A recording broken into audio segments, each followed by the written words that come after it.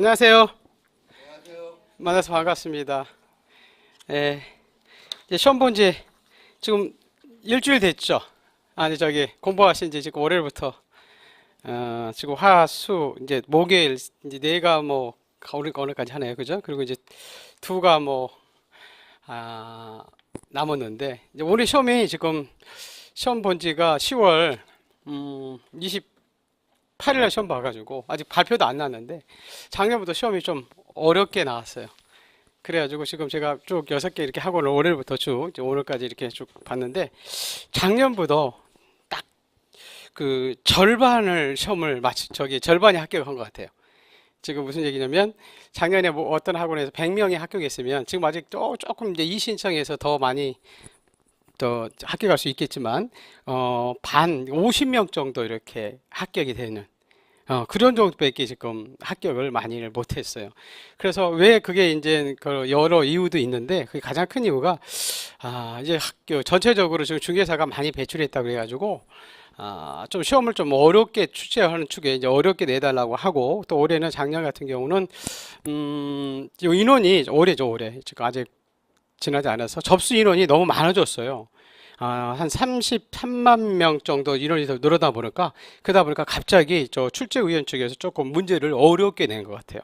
근데 어렵다는 얘기는 다른 과목은 마찬가지인데 제 과목도 마찬가지인데 딱 하나예요. 뭐냐면 그 여러분이 지금 이제 1월달, 2월달 보면 이제 기본서를 봤는데 기본서에 공법 말고는 저 공시법도 마찬가지지만 기본서에 안 나와 있는 과목은 선생님들이 안 가르치는 부분들은 하나도 안 나와. 다 나와요. 다 가르친 부분이에요. 안 가르친 부분 없는데 근데 단 하나 시험 문제가 우리 둘 중에 하나로 형태로 되어 있거든요. 하나는 다음 설명 중 틀린 것은 이렇게 물어보고요. 또 다음 설명 중 옳은 것은 이렇게 지금 물어보거든요. 모든. 근데 그전에는 뭐가 시험에 많이 나왔냐면 다음 설명 중 이렇게 틀린 것은 이렇게 한 것이 시험에 많이 나왔었어요. 그런데 올해는 뭐가 이렇게 많이 나냐면 옳은 것은 그러면 이 틀린 것은 이렇게 나오면 여러분이 그 5개 중에서 4개를 우리가 다 모르더라도 하나만 모르는 거 알으면 내가 맞힐 수 있잖아요. 그죠?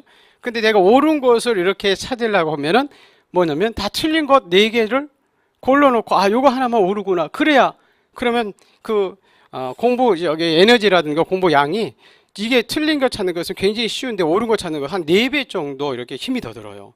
그래서 제가 이제 우리 모의고사를 중간에 이제 많이 내보면 틀린 것은 이렇게 쳐주면 80% 정도가 합격을 해요.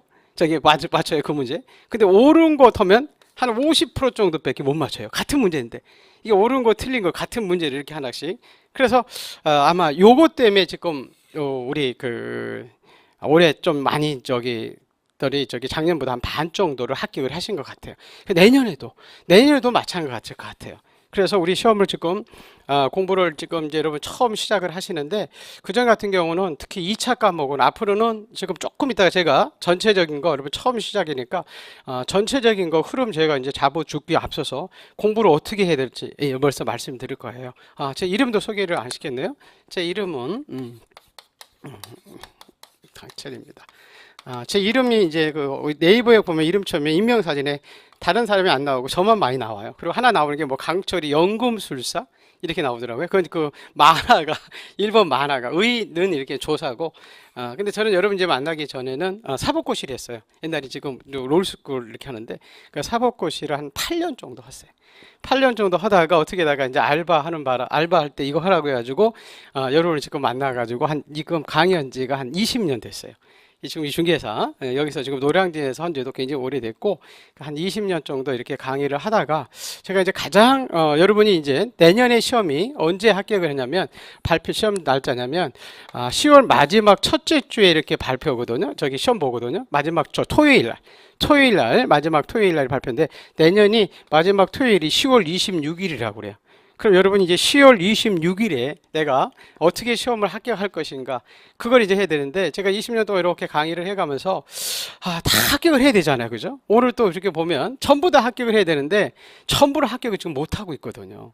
좀 실질적으로, 그죠? 상대평가가 아니고 절대평가인데. 근데 그 이유가 여러 가지 이유가 있는데 가장 큰 이유가 처음에 여러분이 공부를 지금 했을 때 이 공부 방법, 우리가 여기 10월 26일 날 이게 꼬린 지점이면 이 꼬린 지점을 여기 지금 우리 11월 달에 지금 시작하면 이렇게 아주 직선으로 가가지고 요 지점에 꼬리를 해야 되는데 하다 보면 뭐 이렇게 하고 어떤 사람은 뭐 왔다가 또 다시 돌아가고 이런 과정을 거치다 보니까 처음에 다 많이를 못 하는 것 같아요.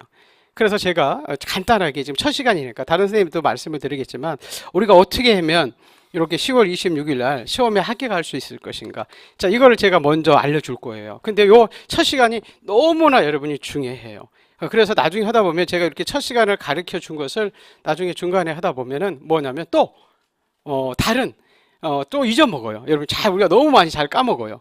그러면 또 내가 지금 여기 교수님이 그 첫 시간에 이렇게 하라고 했지, 그걸 여러분이 다시 상기시켜 가지고 공부를 해야만이 내가 가장 빠른 방법으로 여러분이 합격을 할 수가 있거든요. 그래서 그걸 여러분이 이제 제가 볼 거는데 우리 과목이 지금 두 가지 과목이죠, 그죠? 자, 우리 그 나누는 게 1차 시험이 있고 우리 2차가 있잖아요. 그 1차로 우리가 민법하고 부동산, 학교론이 있죠, 그죠? 우리 민법 학교론하고 이 두 과목이 자 과락에 여러분 40점을 조건으로 해서 60점씩 맞으면 합격한다, 그러죠, 그죠? 그럼 60점이면 두 과목 합치면 몇 점이죠? 120점. 그럼 120점을 맞으면 합격을 할 수 있습니다. 그러면 우리 10월 26일 날 내가 120점 작전을 해야 돼요, 그죠? 그래서 예를 들어 둘 다 60점 이렇게 맞으면 좋고 여기 80점 맞고 여기 40점만 맞으라도 합격할 수가 있어요. 120점 적전이니까. 그래서 이제 공부하다마다 할 때마다 꼭 이제 사람마다 조금 이제 그 전공이 다르기 때문에 좀 들어오는 게 조금 달라요. 근데 작년까지는 제가 이랬었어요. 지금 민법을 이렇게 70점 맞고 자 학교론을 이렇게 50점 이상 이렇게 맞아서 합격하세요 이렇게 얘기를 했었거든요. 왜냐면 나중에 보면 이 학이라는 것은 학문적이기 때문에 학파가 있어요, 여러분. 우리 여기 선생님도 이제 두 분이 나와서 선생님이 하시는데 대립법계하고 영미법계라는 학파가 있거든요. 그런데 이 선생님들이 가르칠 때 한 파만 갈 수밖에 없어요. 왜? 그걸 전공해가지고 했기 때문에. 그런데 시험 출제위원이 영미법계 출제위원이 들어가느냐 대립법계 이렇게 출제위원이 들어가느냐에 따라서 시험이 날뛰기를 해요. 그래서 여기는 조금 어떻게 보면 이걸 투자하는 것은 조금 어떻게 투기 경향이 있을 수 있어요. 나중에 여러분이 이제 3, 4월 달에 모의고사를 쭉 이제 보거든요. 그럴 때 내가 가르친 선생님이 가르쳤느냐, 그렇지 않고 다른 선생님이 가르쳤느냐에 따라서, 출제했느냐에 따라서 내가 가르친 선생님이, 나를 가르친 선생님이 출제하면 점수가 막 높아. 그리고 다른 선생님이 출제하면 또 점수가 다운이 돼버려요. 그렇게 이렇게 얘기해요. 그래서 요 부분이 공부를 하는 게 아니라 그 전에 이 부분을 많이 공부해가지고 요거는 조문문이 딱 되기 때문에 학파가 없거든요. 그래서 여기에서 요렇게 점수를 따가지고 우리 요렇게 해서 합격하라 그랬었는데 올해 지금 이 민법이 어렵게 나왔어요. 어렵게 나왔다는 얘기는 역시 뭐가 많이 나온 걸까요? 옳은 거. 같은 얘기인데 옳은 거 나오고 좀 케이스 문제. 여러분 이제 우리 시험은 1분에 한 문제를 풀어야 되거든요. 그래서 갑을, 병, 정 이렇게 막 나오면 헷갈려요. 막 1분에 한 문제 풀어야 되는데. 그래서 그런 사례형 문제가 예년에보다 좀 더 많이 나온 거예요. 그래가지고 이 문제를 요렇게 맞지 못하고 올해는 아마 요렇게 해서 이렇게 합격을 한 사람들이 1차 합격한 사람들의 대부분은 요렇게 해서 합격한 사람들이 많은 것 같아요.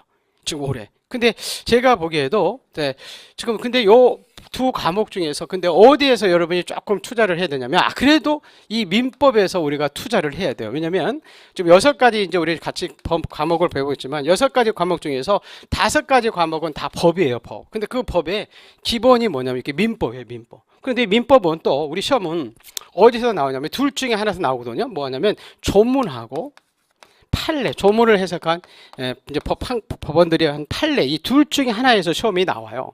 그런데 이 민법에 이게 너무 많아요. 이게 너무 많아요. 나중에 이제 공부하다 보면 이 판례 공부를 다시 계속 할 거예요. 판례 특강도 막 있고 판례 책도 막 있고 막 그래요.